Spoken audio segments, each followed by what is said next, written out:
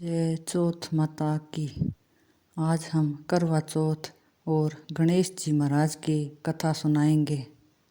जो भी चौथ माता की कथा सुनता है उसे गणेश जी महाराज की कथा जरूर सुननी चाहिए, जिससे चौथ माता और गणेश जी महाराज की कृपा आप सब पर बनी रहे। करवा चौथ माता की कथा। बहुत समय पहले की बात है। एक साहूकार के 7 बेटे और उनकी एक बहन करवा थी। सभी 7 भाई अपनी बहन से बहुत प्यार करते थे, यहाँ तक कि वे पहले उसे खाना खिलाते और बाद में स्वयं खाते थे। एक बार उनकी बहन ससुराल से मायके आई हुई थी। शाम को भाई जब अपना व्यापार व्यवसाय बंद कर घर आए तो देखा उनकी बहन बहुत व्याकुल थी। सभी भाई खाना खाने बैठे और अपनी बहन से भी खाने का आग्रह करने लगे, लेकिन बहन ने बताया कि उसका आज करवा चौथ का निर्जल व्रत है और वह खाना सिर्फ चंद्रमा को देखकर उसे अर्घ्य देकर ही खा सकती है। चंद्रमा अभी तक नहीं निकला है, इसलिए वह भूख प्यास से व्याकुल हो उठी है।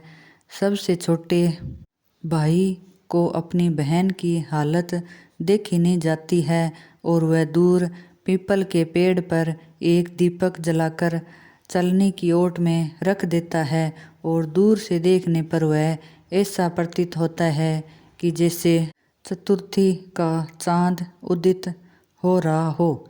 इसके बाद भाई अपनी बहन को बताता है कि चांद निकल आया है, तुम उसे अर्घ्य देने के बाद भोजन कर सकती हो।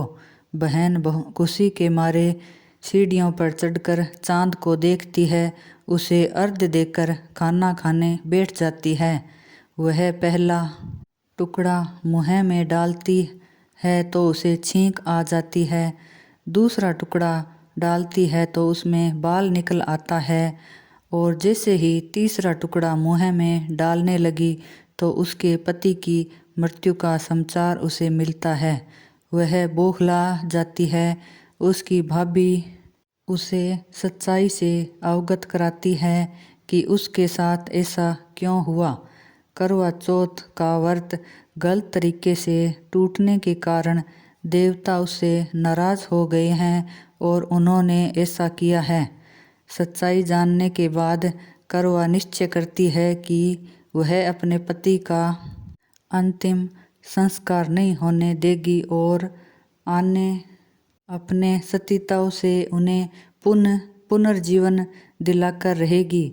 वह पूरे 1 साल तक अपने पति के शव के पास बैठी रहती है, उसकी देखभाल करती है। उसके ऊपर उगने वाली सुई नुमा घास को वह एकत्रित करती रहती है। 1 साल बाद फिर करवा चौथ का दिन आता है। उसकी सभी भाभियों करवा चौथ का व्रत रखती है। भाभियाँ उससे आशीर्वाद लेने आती है तो वह प्रत्येक भाभी से यम सुई ले लो, पिए सुई दे दो, मुझे भी अपनी जैसी सुहागिन बना दो, ऐसा आग्रह करती है। लेकिन हर बार भाभी उसे अगली भाभी से आग्रह करने को कह चली जाती है। इस प्रकार जब 6ठे नंबर की भाभी आती है तो करवा उससे भी यही बात दोहराती है। यह भाभी उसे बताती है कि सबसे छोटे भाई की वजह से उसका व्रत टूटा था, अतः उसकी पत्नी में ही शक्ति है कि वह तुम्हारे पति को दोबारा जीवित कर सकती है। इसलिए जब वह आए तो तुम उसके पैर पकड़ लेना। जब तक वह तुम्हारे पति को जिंदा न कर दे उसे छोड़ना नहीं, ऐसा कहकर वह चली जाती है। सबसे अंत में छोटी भाभी आती है। करवा उनसे भी सुहागिन बनने का आग्रह करती है, लेकिन वह टालमटोनी करने लगती है। इसे देखकर करवा उसका पैर पकड़ लेती है और अपने सुहाग को जिंदा करने के लिए कहती है। भाभी उससे छुड़ाने के लिए नोचती है, कसोटती है, लेकिन करवा नहीं छोड़ती। अंत में उसकी तपस्या को देखकर भाभी पसीज जाती है और अपनी छोटी उंगली को चीरकर उसमें से अमृत उसके पति के मुंह में डाल देती है। करवा का पति तुरंत श्री गणेश कहता हुआ उठ बैठता है। इस प्रकार प्रभु कृपा से उसकी छोटी भाभी के माध्यम से करवा को अपना सुहाग वापस मिल जाता है। श्री गणेश माँ गौरी जिस प्रकार करवा को चीर सुहागन का वरदान आपसे मिला है, वैसा ही सब सुहागिनों को मिले। हुंकार भरने वाले को, कथा सुनने वाले को, कथा कहने वाले को, सबको जय चौथ माता की। गणेश भगवान की कथा। एक बुढ़िया थी, वह बहुत गरीब और दृष्टिहीन थी। उसके एक बेटा और बहू थे। वह बुढ़िया सदैव गणेश जी की पूजा किया करती थी। एक दिन गणेश जी प्रकट होकर उस बुढ़िया से बोले, बुढ़िया माँ, तू जो चाहे सो मांग ले।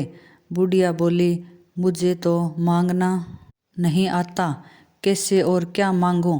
तब गणेश जी बोले, अपने बहू बेटे से पूछ कर मांग ले। तब बुढ़िया ने अपने बेटे से कहा, गणेश जी कहते हैं तू कुछ मांग ले, मैं क्या मांगूं। पुत्र ने कहा, माँ तू धन मांग ले। बहू से पूछा तो बहू ने कहा, नाती पोते मांग ले।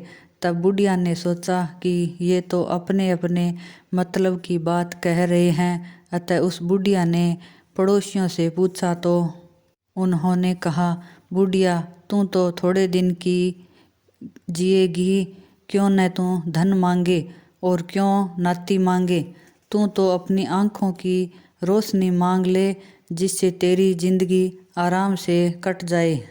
अगले दिन जब गणेश जी महाराज आए तब बुढ़िया बोली, यदि आप प्रसन्न हो तो मुझे 9 करोड़ की माया दे, निरोगी काया दे, अमर सुहाग दे, आँखों की रोशनी दे, नाती दे, पोता दे और सब परिवार का सुख दे और अंत में मोक्ष दे। यह सुनकर तब गणेश जी बोले, माँ तुमने तो हमें ठग लिया, फिर भी जो तू मांगा है वचन के अनुसार सब तुझे मिलेगा। और यह कहकर गणेश जी अंतर ध्यान हो गए। उधर बुढ़िया माँ ने जो मांगा वह सब कुछ मिल गया। गणेश जी महाराज, जैसे तुमने उस बुढ़िया माँ को सब कुछ दिया वैसे ही सबको देना, कथा सुनने वाले को, हुंकार भरने वाले को। और जो चौथ माता और गणेश जी की